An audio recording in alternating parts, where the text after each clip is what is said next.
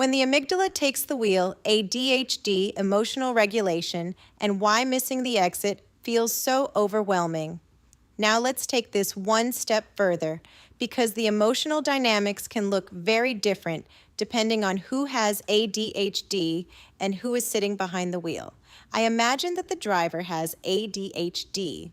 They're already managing an enormous amount of cognitive information.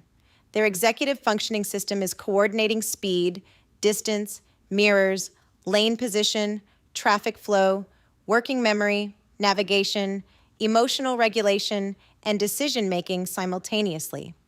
If time blindness resulted in leaving the house later than planned, the nervous system may already be operating under increased physiological stress before the drive has truly begun.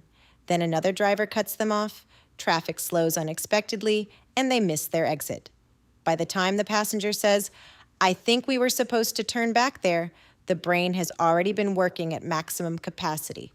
That seemingly innocent observation can be experienced as confirmation of something the driver already fears, that they've made another mistake, disappointed someone they love, or lost control of the situation. The emotional reaction that follows is often far greater than the missed exit itself, because the nervous system has been carrying a growing cognitive and emotional burden for several minutes. Now imagine the opposite scenario. The passenger has ADHD, but the driver does not. The emotional experience may unfold very differently. The driver calmly misses an exit and immediately follows the GPS to the next one, viewing it as a minor inconvenience. The passenger with ADHD, however, may experience a much stronger emotional reaction.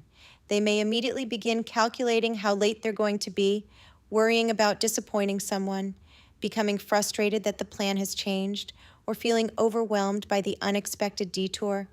Their nervous system may react even though they are not responsible for driving the vehicle. The emotional response is being generated internally by how the brain is processing uncertainty, change, and perceived consequences rather than by the act of driving itself. When both partners have ADHD, the emotional intensity can become even greater. Both nervous systems may be managing increased cognitive load, heightened emotional reactivity, and executive functioning demands at the same time. One person's rising anxiety can quickly amplify the others, creating a feedback loop in which each nervous system influences the next. From a Bowen Family Systems perspective, the emotional system becomes increasingly reactive as anxiety moves back and forth between family members. Neither person intends for the interaction to escalate, yet both nervous systems are responding to the same accumulating stress. One of the greatest gifts neuroscience gives us is a different place to begin our curiosity. Rather than focusing exclusively on the emotional reaction, we begin asking what the brain and nervous system had been managing before the reaction ever became visible. By the time frustration, defensiveness, or anger reaches the surface, executive functioning has often been working overtime, cognitive load has been steadily increasing, and the autonomic nervous system has already shifted into a heightened state of physiological arousal. The behavior we observe is often the final expression of a neurological process that began unfolding several moments earlier. Welcome back to the Path to Peace Therapy podcast. I'm Stephanie Buckley, an AMFT, ADHD, and OCD Specialist, Family Systems Coach, and Integrative Mental Health Practitioner. If you're joining me for the first time, welcome.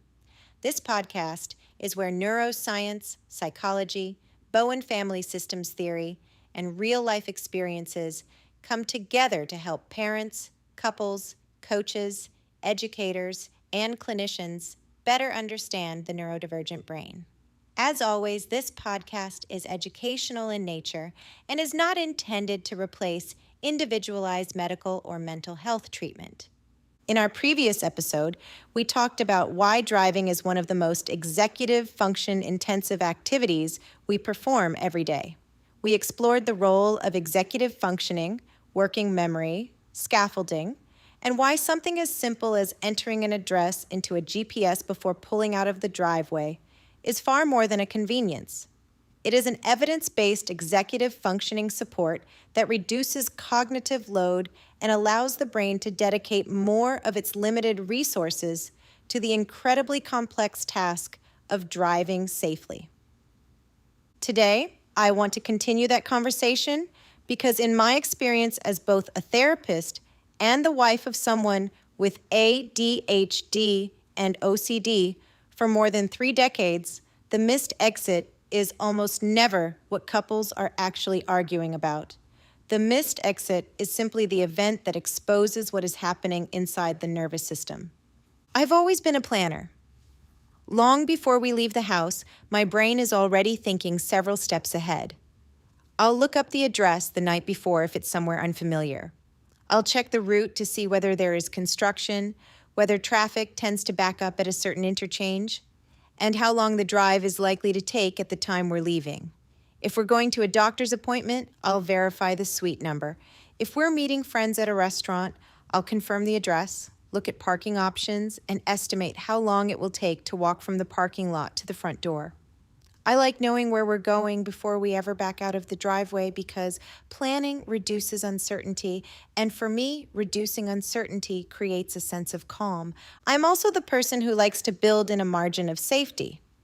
If the GPS estimates a 40-minute drive, my mind immediately begins asking, what if there's an accident? What if we miss a turn? What if parking takes longer than expected? What if traffic is heavier than usual? I'll often suggest leaving 15 or 20 minutes early, not because I enjoy waiting, but because I know unexpected variables are part of everyday life. I like arriving with enough time to take a deep breath, gather my thoughts, and walk in feeling prepared rather than rushed. Planning, for me, isn't about perfectionism. It's about creating predictability in an environment that can easily become unpredictable. Looking back, I can see how those strengths gradually became woven into our relationship. Because planning came so naturally to me, I often assumed responsibility for tasks that my husband was fully capable of accomplishing with the right external supports. I became the one who entered the address into the GPS, checked traffic before we left, estimated our arrival time, reminded us when we needed to leave, and monitored the route while we were driving. At the time, it felt like teamwork. Today, through the lens of Bowen Family Systems Theory, I understand that my planning was also influencing the emotional system of our relationship. The more I anticipated every obstacle, the more I unintentionally became responsible for managing them.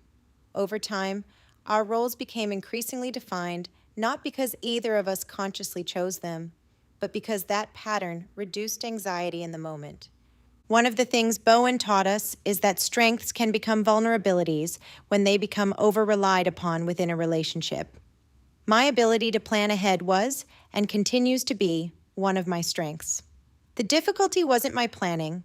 The difficulty was that my planning gradually became part of someone else's executive functioning system. I wasn't just preparing for the trip, I was carrying a portion of the cognitive workload that allowed the trip to happen. It took me many years and many miles on Southern California freeways to recognize that there is a meaningful difference between being prepared and becoming someone else's planner. That realization changed not only the way we drive, but also the way I think about support, independence, and what it truly means to help another person succeed. So what was actually happening inside his brain during those moments? Why could something as ordinary as traffic, a missed exit, or an unexpected detour create so much stress so quickly? And why did those moments sometimes seem to trigger such an intense emotional response, even though neither of us wanted the drive to end in frustration? To answer those questions, we have to travel beneath the behavior and into the remarkable architecture of the brain itself. The answer isn't found in motivation, intelligence, or whether someone cares enough. It begins with one of the brain's oldest and most important survival systems, a structure that has been protecting human beings for thousands of years. We need to introduce one of the most important structures in the brain, the amygdala. The amygdala is a small almond-shaped structure located deep within the limbic system, often referred to as the brain's emotional processing network. Although relatively small in size, It plays an extraordinarily powerful role in survival. Long before your thinking brain has an opportunity to carefully evaluate what is happening, the amygdala is continuously monitoring both your internal and external environment, asking one fundamental question: am I safe? That question operates entirely outside of conscious awareness. You don't choose to ask it. Your brain asks it for you hundreds of times every single day. From an evolutionary perspective, the amygdala developed to accomplish one essential task: to keep us alive. For thousands of years, survival depended upon the brain's ability to detect danger almost instantaneously. If our ancestors heard movement in the bushes, there wasn't time to carefully analyze every possible explanation before deciding how to respond. Hesitation could have life-threatening consequences. The amygdala therefore evolved as an extraordinarily efficient threat detection system, rapidly activating the body's stress response so the individual could run, fight, freeze, or seek safety long before conscious reasoning had finished evaluating the situation. Speed, rather than precision, became its greatest strength because, in matters of survival, responding too quickly was often far less costly than responding too slowly. Although our environments have changed substantially, the fundamental architecture of the brain has not. The amygdala continues performing the same job it has always performed, continuously scanning both the external environment and our internal emotional experience for anything that might signal danger. What has changed is the nature of the threats we encounter. For most of us, life no longer involves escaping predators or defending ourselves from immediate physical harm. Instead, the nervous system spends much of its time responding to social, emotional, and psychological stressors that carry profound significance for the brain. Being late for an important meeting, making an error that other people notice, receiving unexpected criticism, feeling embarrassed in front of others, believing you have disappointed someone you love, questioning your own competence, hearing another driver lay on their horn, watching the GPS announce that it is recalculating because you just missed your exit. Objectively, none of these situations places your life in immediate danger. Subjectively, however, the nervous system may interpret each of them as a meaningful threat to safety, belonging, competence, or connection. The amygdala is responding far less to the event itself than to what the event represents. A missed exit may symbolize failure. A critical comment may feel like rejection. Running late may activate fears of disappointing someone. An impatient driver honking behind you may be experienced as judgment, conflict, or loss of control. The prefrontal cortex has the capacity to evaluate these situations thoughtfully, recognizing that they are frustrating but manageable. An activated amygdala, however, responds first. Its priority is not nuanced reasoning or careful perspective taking. Its priority is preparing the body to respond to what it perceives as an immediate threat. Once that physiological stress response has been activated, the entire nervous system begins reorganizing around survival.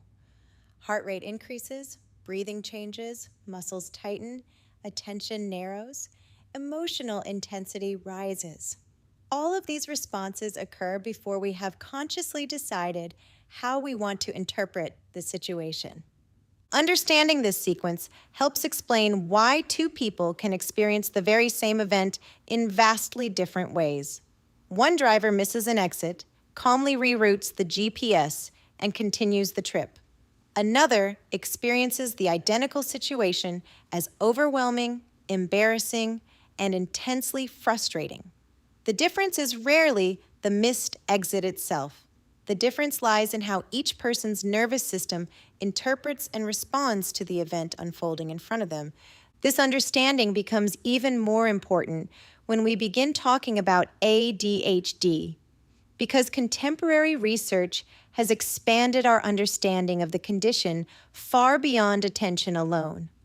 Although ADHD has traditionally been viewed as a disorder characterized by inattention, impulsivity, and hyperactivity, researchers now recognize that emotional regulation represents another central component of the disorder for many individuals. In fact, some clinicians have suggested that difficulties regulating emotion may be among the most impairing aspects of ADHD because they influence relationships, parenting, school performance, work environments, and overall quality of life on a daily basis.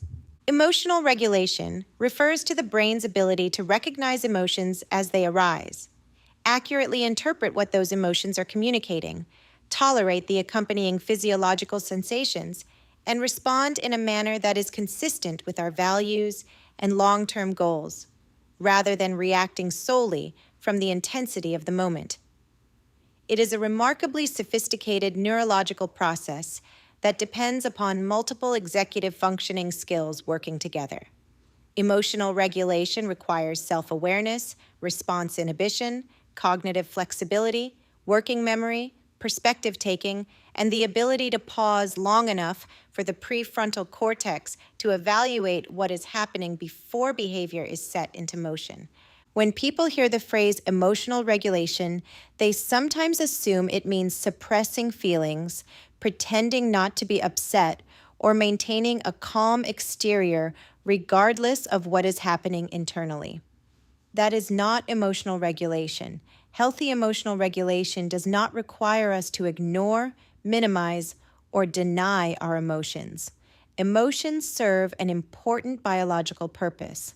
They provide valuable information about our environment, our relationships, our needs, and our experiences. Fear alerts us to potential danger. Sadness signals loss. Joy reinforces meaningful connection.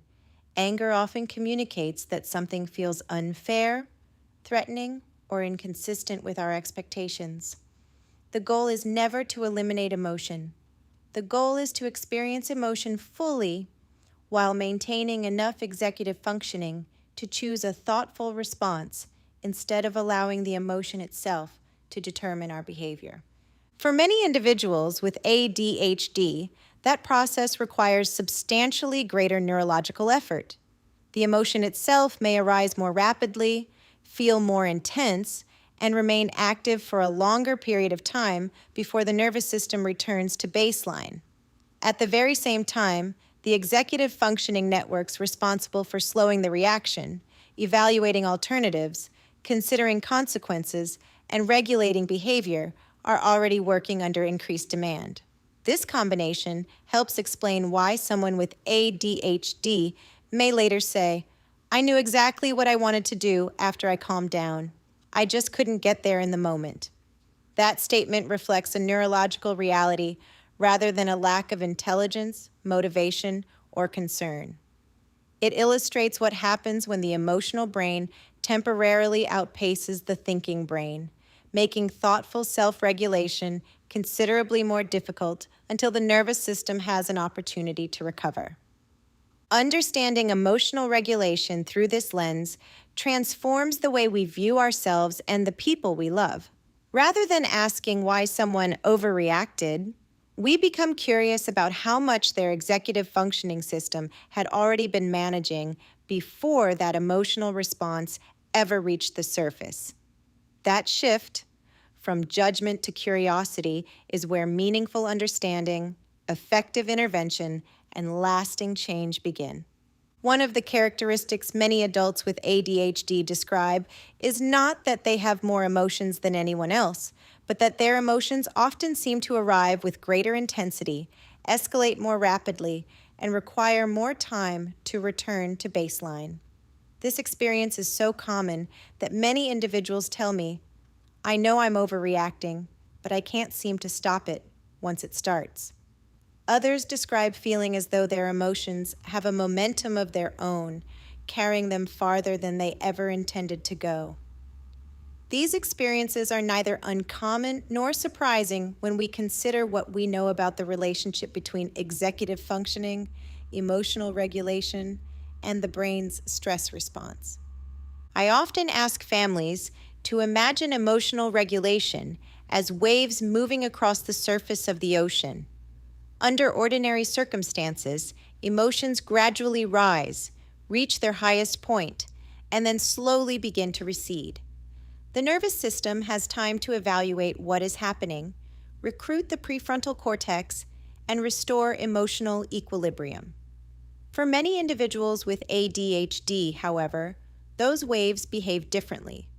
They gather strength much more quickly, rise to a greater intensity, and require a longer period of time before the nervous system fully returns to baseline. The emotional experience is genuine. The physiological activation is genuine. Understanding that reality allows us to approach these moments with greater compassion while still holding ourselves accountable for how we respond. Let's return to our drive, because this example beautifully illustrates how multiple executive functioning demands accumulate long before anyone notices an emotional reaction. Imagine you've already left the house later than you intended. Perhaps you underestimated how long it would take to get ready, became distracted while gathering your belongings, or believed there was more time available than there actually was. This experience reflects another executive functioning challenge frequently associated with ADHD, known as time blindness. Time blindness refers to difficulty accurately estimating the passage of time, anticipating how long future tasks will require, and using that information to organize behavior in the present. It is one of the reasons so many adults with ADHD genuinely believe they have enough time to complete several additional tasks before leaving, only to discover that the clock has advanced much faster than they realized. Long before the first stressful moment occurs, the brain is already working remarkably hard. Even before the car leaves the driveway, your executive functioning system has been estimating how long it will take to reach your destination, mentally reviewing the route, monitoring the time, and recognizing that you're running later than you had planned. That awareness alone begins changing your physiology. The autonomic nervous system becomes more activated. Your heart rate increases slightly. Your breathing becomes a little more shallow. Stress hormones begin preparing your body for action. And without realizing it, your nervous system is already carrying a greater cognitive and emotional load before the drive has truly begun. As you merge onto the freeway, the demands continue accumulating. Traffic is heavier than anticipated. Construction narrows the lanes, requiring more precise attention. Vehicles accelerate, brake, and merge unpredictably. Your eyes move continuously between the road ahead, your mirrors, the speedometer, overhead freeway signs, and the surrounding traffic. At the same time, your working memory is attempting to keep your destination active while updating new information every few seconds. Your prefrontal cortex is making hundreds of rapid decisions, adjusting your speed, judging following distance, anticipating the behavior of other drivers, deciding when to change lanes, evaluating potential hazards, and planning several steps ahead. What appears to be an ordinary commute is, from a neuropsychological perspective, one of the most cognitively demanding tasks we ask the human brain to perform. Then, in an instant, the environment changes again. A driver unexpectedly moves into your lane, requiring you to brake more abruptly than you anticipated. Your attention immediately shifts toward avoiding a collision. Your grip on the steering wheel tightens, your shoulders become tense, your heart rate climbs another notch as your nervous system prepares to respond. Within moments, traffic begins moving again, and your brain immediately redirects its attention back to the dozens of demands it was already attempting to manage. Just as your cognitive system begins regaining its rhythm, your passenger glances toward you and says, in a calm and well-intentioned voice, "I think we just passed the exit." On the surface, it is a simple observation. Inside the ADHD brain, however, it represents something far more complex. At first glance, that statement is innocuous. Yet the brain is processing far more than the words themselves. Within milliseconds, the amygdala evaluates the situation.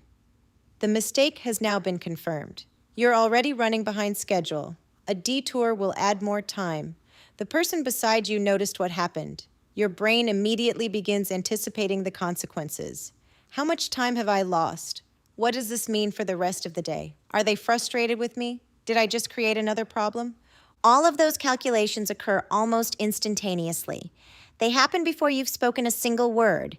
They happen before you've consciously decided how you want to respond. They happen while your executive functioning system is still attempting to manage traffic, monitor surrounding vehicles, remember the destination, adjust to a new route, and continue driving safely. When we appreciate everything the brain is managing in those few seconds, the emotional response becomes much easier to understand. We are no longer observing a single reaction to a missed exit. We are observing a nervous system responding to the cumulative weight of time pressure, cognitive load, executive functioning demands, physiological stress, and the social awareness that another person has witnessed the mistake. From the outside, the reaction may appear disproportionate to the event. From the perspective of the brain, it reflects the accumulation of dozens of neurological processes occurring simultaneously. That is why understanding the ADHD brain changes the questions we ask. Instead of focusing exclusively on the missed exit, we begin appreciating everything the brain had been carrying long before that exit ever appeared. The amygdala rapidly interprets this sequence of events as increasing threat. Your heart rate begins to climb. Your breathing becomes shallower. Stress hormones, including adrenaline and cortisol, begin circulating throughout your body. Your muscles tighten. Your visual attention narrows. Your brain shifts into survival mode. Ironically, this is precisely the moment when you most need access to your prefrontal cortex, yet stress makes the prefrontal cortex less efficient. To understand why emotions can sometimes seem to take over so quickly, we have to introduce another extraordinary part of the brain, the prefrontal cortex. Located directly behind the forehead, the prefrontal cortex is often described as the brain's executive control center because it coordinates many of the higher-order cognitive processes that allow us to function effectively in daily life. Nearly every executive functioning skill we have discussed throughout this series, including planning, organization, prioritization, working memory, response inhibition, cognitive flexibility, decision-making, problem-solving, emotional regulation, and anticipating future consequences, depends upon networks involving the prefrontal cortex. It is the part of the brain that allows us to pause before speaking, consider multiple solutions to a problem, weigh risks and benefits, learn from previous experiences, and choose a thoughtful response rather than reacting impulsively to whatever is happening in the moment. I often explain to my clients that the relationship between the amygdala and the prefrontal cortex as two members of the same team with very different responsibilities. The amygdala is designed for speed. It scans constantly for signs of danger and alerts the body whenever it detects something that might require immediate action. The prefrontal cortex, by contrast, is designed for thoughtful analysis. If the amygdala functions like the smoke detector that instantly sounds the alarm, the prefrontal cortex functions more like the experienced project manager who gathers information, evaluates the situation from multiple angles, considers the available options, and calmly says, "Let's slow down for a moment and decide on the best course of action." Under ordinary circumstances, these two systems work remarkably well together. The emotional brain alerts us to potential problems, while the thinking brain determines whether those problems truly require an emergency response.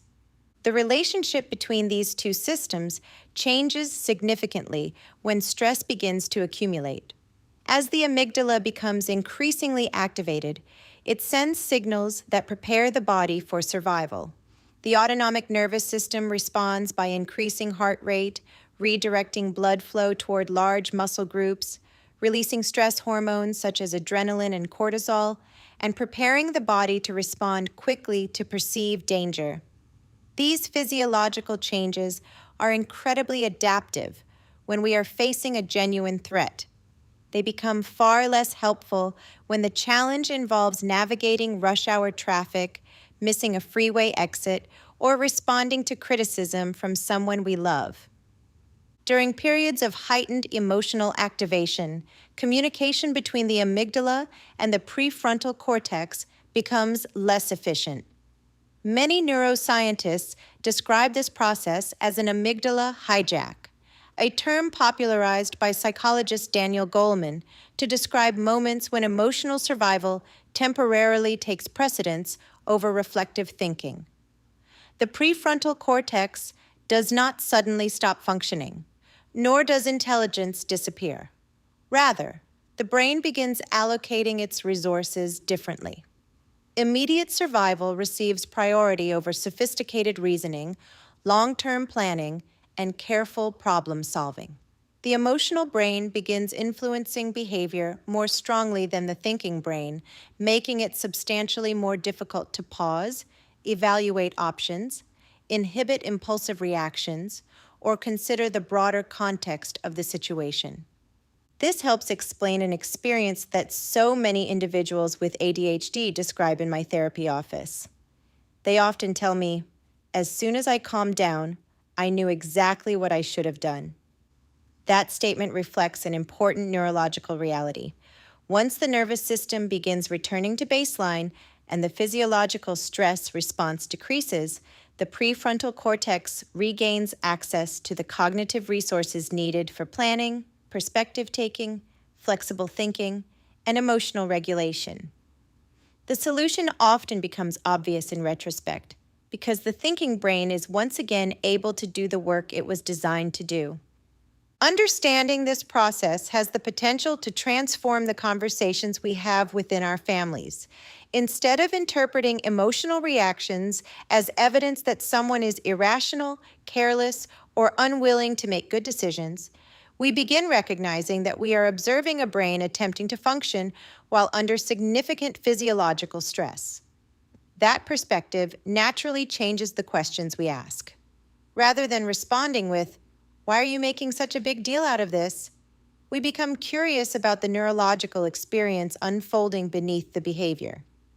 We begin asking, "What is your nervous system experiencing right now?" Or, "What has your brain been managing over the last several minutes that may have brought it to this point?" Those questions do not excuse hurtful behavior, nor do they remove personal accountability. Instead, they create an opportunity for understanding before intervention. When we understand how the prefrontal cortex and the amygdala work together, we stop viewing emotional regulation as a matter of willpower alone. We begin appreciating it as a sophisticated neurological process, one that can be strengthened through awareness, repeated practice, environmental supports, and thoughtfully designed strategies that help the thinking brain remain engaged, even when life becomes emotionally demanding. And it is exactly where Bowen Family Systems Theory becomes so valuable. One of the most important discoveries in neuroscience over the past several decades is that the brain is constantly balancing two competing priorities. The first is survival. The second is thoughtful decision-making. Ideally, these two systems work together in remarkable harmony. The amygdala continuously scans the environment for potential danger, while the prefrontal cortex evaluates whether that danger is real, manageable, or perhaps not dangerous at all.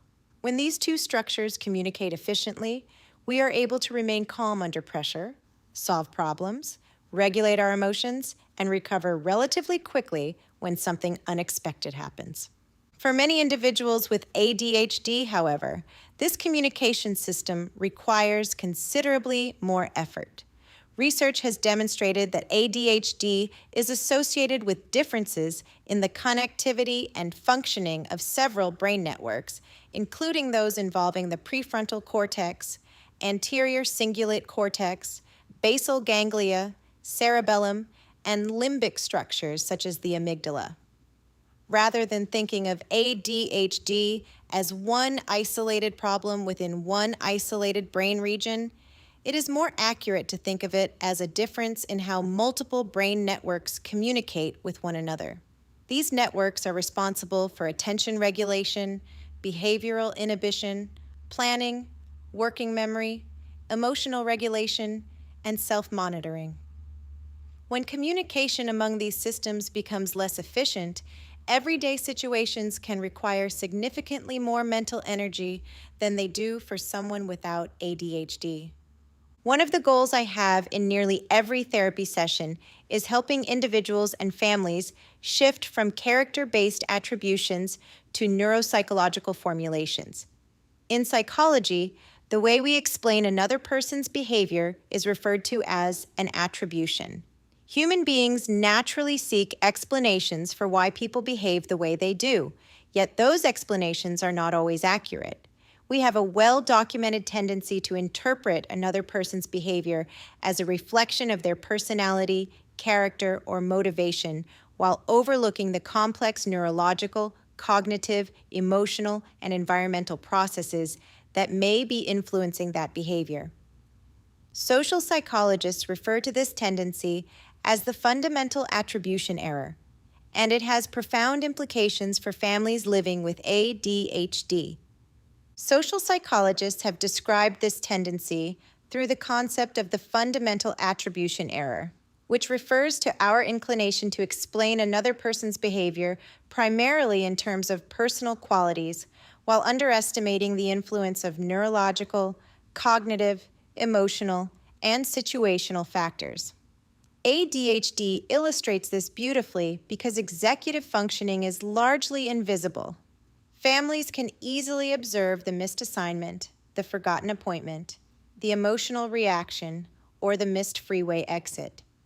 What they cannot observe is working memory, reaching capacity, cognitive load steadily increasing, the prefrontal cortex coordinating competing demands, or the autonomic nervous system becoming progressively more activated. When executive functioning differences remain invisible, the brain naturally fills in the gaps with assumptions. A spouse may conclude that their partner is careless, irresponsible, or inconsiderate. A parent may become convinced that their teenager simply does not care enough to remember assignments, chores, or appointments. A teacher may interpret incomplete work as evidence that a student lacks motivation or refuses to apply themselves. These interpretations are understandable because behavior is visible while the neurological processes producing that behavior are not. We witness the forgotten homework, the missed appointment, the unpaid bill, or the overlooked freeway exit, but we cannot directly observe the executive functioning system struggling to organize, prioritize, inhibit distractions, regulate attention, and manage competing cognitive demands in real time. One of the most important lessons ADHD teaches us is that motivation and neurological capacity are not synonymous. They frequently interact, but they should never be considered interchangeable. A person can be deeply committed to succeeding, genuinely invested in performing well, and highly motivated to meet expectations while simultaneously encountering significant difficulty, because the executive functioning networks responsible for organizing behavior are operating under extraordinary cognitive demand.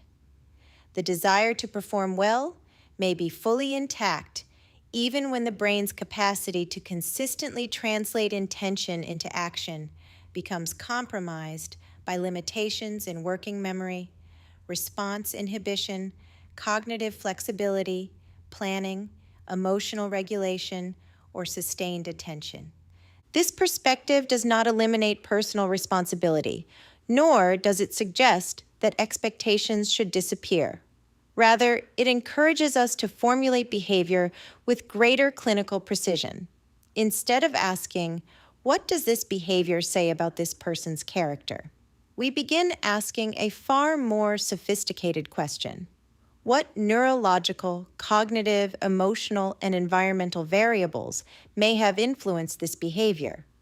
That shift fundamentally changes the therapeutic conversation. We move away from assigning blame and toward understanding the mechanisms that produce the behavior in the first place. Once those mechanisms become visible, interventions become more targeted, relationships become more compassionate, and families become better equipped to build supports that strengthen functioning rather than repeatedly criticizing outcomes. The brain was never optimally equipped to manage on its own. Understanding behavior through a neuropsychological formulation does not lower expectations. It improves them. When we identify the actual processes contributing to difficulty, we can intervene with evidence-based strategies that enhance executive functioning, reduce unnecessary cognitive load, and create environments in which success becomes substantially more attainable. That is one of the most hopeful aspects of understanding ADHD. The goal is never to excuse behavior. The goal is to understand it well enough that meaningful change becomes possible. When my husband would insist that he didn't need GPS because he had driven somewhere before, I used to hear confidence. Sometimes I even heard stubbornness. Looking back now, I hear something entirely different. I hear a brain attempting to conserve mental energy. Entering the address felt unnecessary because, in that moment, his working memory believed it could successfully retrieve the information later. Unfortunately, working memory is heavily influenced by stress, distraction, competing demands, and cognitive load. The more demands placed upon the executive system, the less reliable working memory becomes. What initially felt like confidence eventually collided with the realities of an overwhelmed nervous system. This introduces another concept that is essential for families to understand: cognitive load. Cognitive load refers to the total amount of mental effort required to perform a task at any given moment. Imagine your brain as having a backpack. Every responsibility you carry throughout the day is another book placed inside that backpack. Remembering appointments, monitoring children, responding to work emails, listening to the person sitting next to you, watching traffic, estimating speed, reading road signs, regulating your emotions, ignoring distractions. Each demand adds another layer of weight. For the neurotypical brain, that backpack may become heavy but remain manageable. For the ADHD brain, many of those books feel heavier from the very beginning because executive functioning requires more conscious effort. By the time an unexpected event occurs, such as missing an exit, the backpack is already full. The nervous system isn't responding only to the missed exit. It is responding to the cumulative weight of every cognitive demand that came before it. This is precisely why the concept of scaffolding is so powerful. In psychology and education, scaffolding refers to temporary or ongoing supports that allow an individual to perform a task more successfully than they could independently at that moment. The concept was heavily influenced by the work of Russian psychologist Lev Vygotsky, who introduced the idea of the zone of proximal development. Vygotsky proposed that learning occurs most effectively in the space between what a person can already accomplish independently and what they can accomplish with appropriate guidance and support. Parents intuitively understand scaffolding long before they ever hear the word. We hold our toddler's hand while they learn to walk across uneven ground. We use training wheels before expecting independent bicycle riding. We read books together before asking a child to read alone. We provide multiplication charts before mental math becomes automatic. These supports are never intended to create dependence. Their purpose is to strengthen competence until the developing brain can gradually assume greater responsibility. The same principle applies to ADHD. When we use digital calendars, visual schedules, medication reminders, checklists, color-coded folders, alarms, whiteboards, meal plans, automatic bill payments, GPS navigation, or a time timer, we are not compensating for laziness. We are creating an external executive functioning system that supports the internal executive functioning system. In other words, we are moving part of the cognitive workload out of the brain and into the environment. I often tell parents that successful young adults with ADHD rarely become successful because they suddenly developed perfect executive functioning. More often, they became extraordinarily skilled at designing environments that support how their brain naturally functions. They stopped depending on memory and began depending on systems. That is one of the most liberating shifts a family can make because it reframes support as strategy rather than weakness. One of my favorite examples involves something almost every family has experienced. Imagine you're leaving for the airport. You have packed your suitcase, checked in for your flight, arranged transportation, gathered your identification, and confirmed your departure time. As you leave the house, your spouse asks, "Did you remember your passport?" Suddenly, your stomach drops. Even though you had thought about your passport several times throughout the week, you realize it is still sitting on the kitchen counter. Was that because you didn't value the vacation? Of course not. It happened because working memory is not designed to permanently store information. It temporarily holds information while multiple competing demands constantly compete for attention. ADHD magnifies these vulnerabilities, especially under stress. This is why I encourage families to replace phrases such as, "You should have remembered," with questions like, "What system could help us remember next time?" That subtle shift moves the conversation away from blame and toward collaborative problem solving. Instead of attacking character, we strengthen executive functioning through thoughtful environmental design. This transition also brings us beautifully into Bowen Family Systems Theory because Bowen understood something that modern neuroscience continues to support. Human beings do not regulate themselves in isolation. Our nervous systems continuously influence one another. The emotional tone of one family member often becomes the emotional tone of the entire household. Anxiety spreads, calm spreads, confidence spreads. So does fear. As soon as one person's amygdala becomes activated, everyone else in the emotional system begins adjusting, often without realizing it. That is exactly where we'll go next, because understanding the family emotional system may be one of the most powerful interventions available, not only for driving, but for every relationship touched by ADHD. One of the reasons I continue returning to Bowen Family Systems Theory, developed by psychiatrist Dr. Murray Bowen, is because it fundamentally changed the way I understand human relationships. Before studying Bowen's work, I tended to view stress, anxiety, conflict, and emotional reactions as belonging primarily to the individual experiencing them. Bowen invited us to widen our perspective. Rather than asking, "Who in this family is struggling?" he encouraged us to ask, "How is the entire family responding to stress?" That shift may sound subtle, but it transforms the way we understand relationships.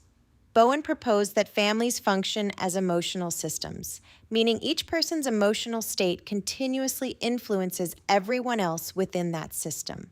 Anxiety, calm, frustration, confidence, fear, and hope are rarely confined to one individual. They move through relationships, shaping the behavior of every member of the family. Although this idea can feel abstract when we first encounter it, it becomes remarkably clear when we observe everyday life.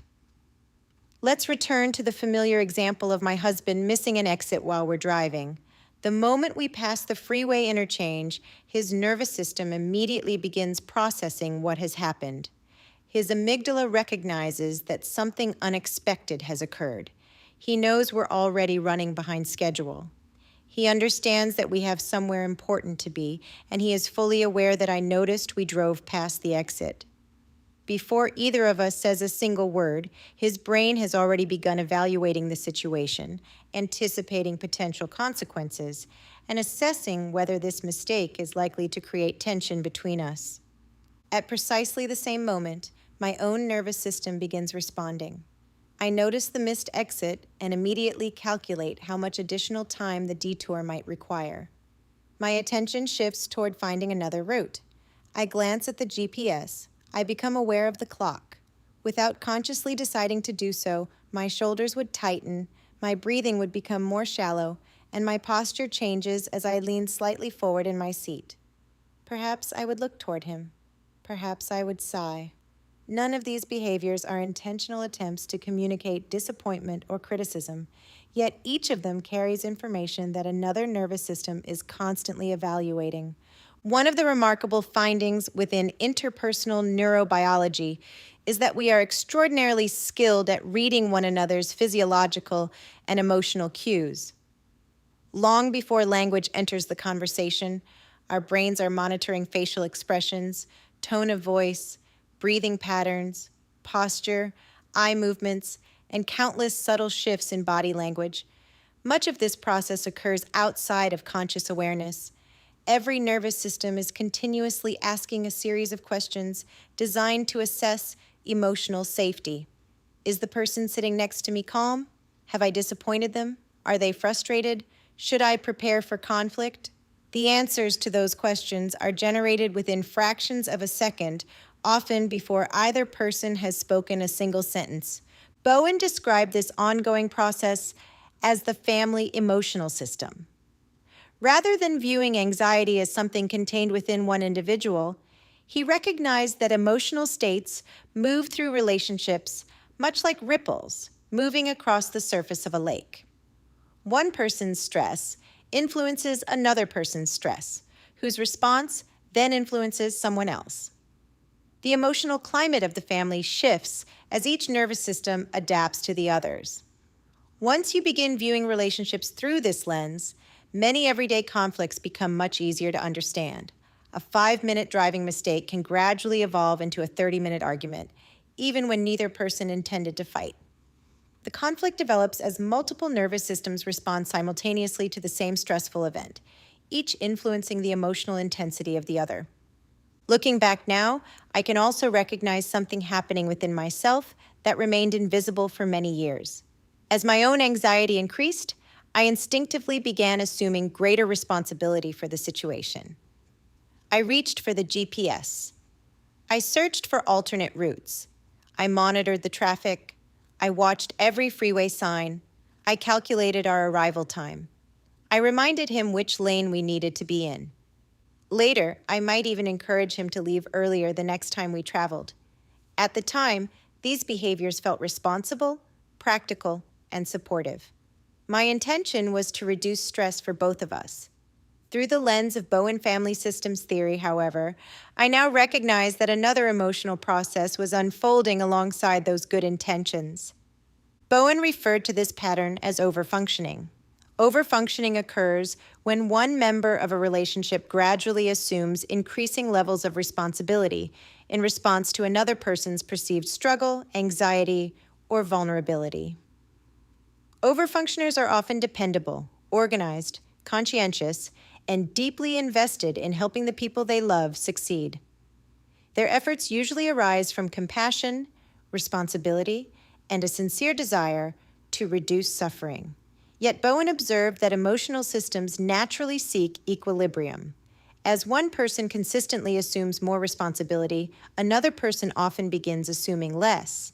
This complementary pattern is known as underfunctioning. Underfunctioning is frequently misunderstood because people assume it reflects laziness, immaturity, or a lack of motivation. Bowen's work suggests something much more nuanced. Within an emotional system, responsibilities are continually redistributed as family members adapt to one another.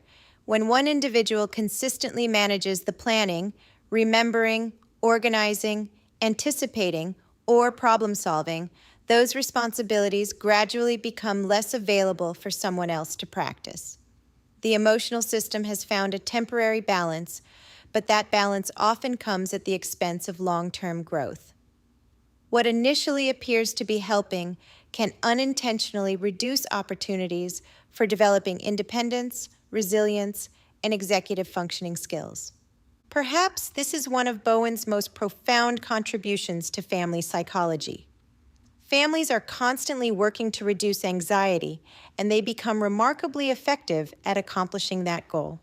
The challenge is that the strategies reducing anxiety in the present are not always the strategies that promote growth in the future. When anxiety becomes the primary organizer of family interactions, everyone adapts. Parents compensate. Spouses anticipate. Children rely on patterns that have developed over many years. Growth begins when family members become aware of those patterns and intentionally choose responses that strengthen competence instead of merely reducing immediate discomfort. As I gradually assumed greater responsibility for the driving process, something was happening that neither of us recognized at the time. I was remembering the directions, entering the destination into the GPS, monitoring the route, watching for exits, estimating our arrival time, and anticipating potential problems before they occurred. My intentions were loving. I genuinely wanted our drives to be less stressful and our conversations to remain peaceful. Yet, looking back through the lens of Bowen Family Systems Theory, I now understand that my efforts were doing more than reducing immediate stress. They were shaping the way our relationship functioned. Every time I stepped in to compensate, there was one fewer opportunity for my husband to develop external systems that supported his own executive functioning. Without realizing it, my anxiety about getting lost, arriving late, or experiencing conflict was influencing my behavior in ways that preserved the very pattern I hoped would disappear. As I say this, I imagine many parents listening are beginning to recognize themselves. You may be thinking, I do this with my child every day.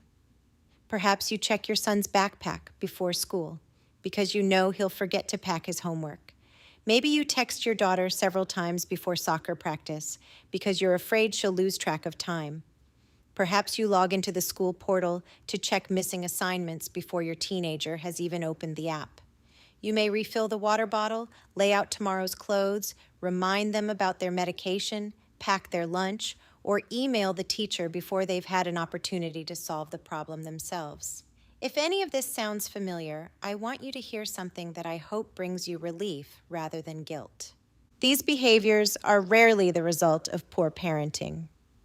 More often, they are evidence of deep love. Parents who overfunction are not parents who care too little. They are usually parents who care profoundly. They have watched their child struggle.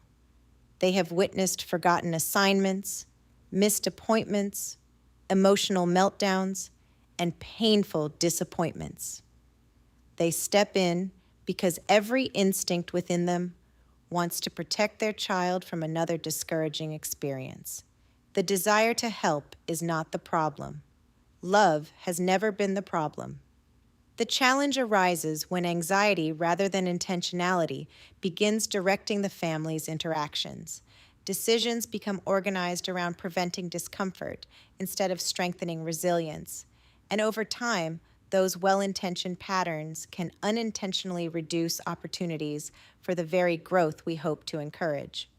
This understanding takes us to the heart of Bowen Family Systems Theory, and one of Dr. Murray Bowen's most influential contributions to psychology, the concept of differentiation of self. Differentiation refers to our capacity to remain emotionally connected to the people we love while maintaining our own thoughtful, principle-driven functioning. A differentiated person does not become emotionally detached, nor do they become consumed by another person's distress. Instead, they develop the ability to remain grounded, think clearly, and respond thoughtfully even when anxiety is rising around them. Differentiation is not the absence of emotion. It is the ability to experience emotion without allowing emotion to become the sole driver of behavior. Imagine how differently that familiar car ride unfolds when viewed through this lens. Your spouse misses the exit. You immediately notice your own anxiety beginning to rise because you know you're running late. Instead of reacting automatically, you become aware of your own physiological response. You notice your shoulders tightening. You become aware of your breathing becoming more shallow. Rather than allowing those sensations to dictate your next words, you pause. You take one slow, intentional breath. Your prefrontal cortex has an opportunity to re-engage before your amygdala begins directing the conversation. Then you respond with calm confidence. It's okay. We'll reroute. We'll still get there. Those few words accomplish far more than providing new directions. They communicate safety. They reassure another nervous system that this mistake does not threaten the relationship, their competence, or their worth. What has changed in that moment is not the root. The missed exit still occurred. What changed was the emotional environment surrounding the mistake. Instead of increasing the anxiety within the system, you became a source of stability.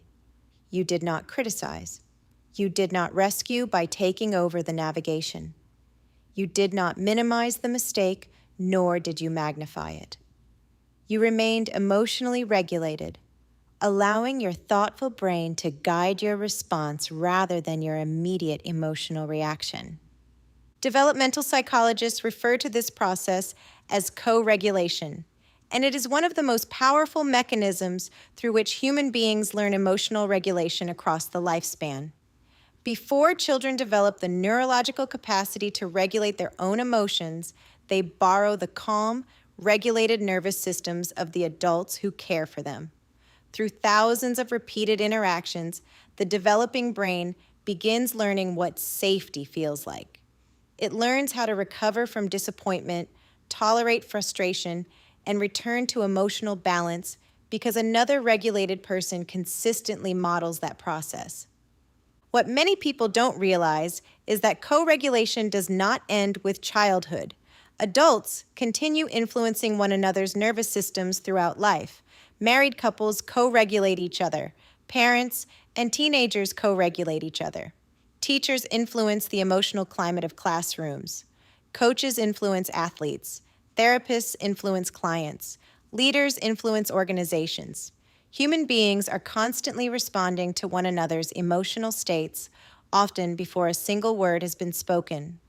Facial expressions, posture, breathing, tone of voice, and body language all communicate information that the nervous system rapidly interprets as either safe or threatening.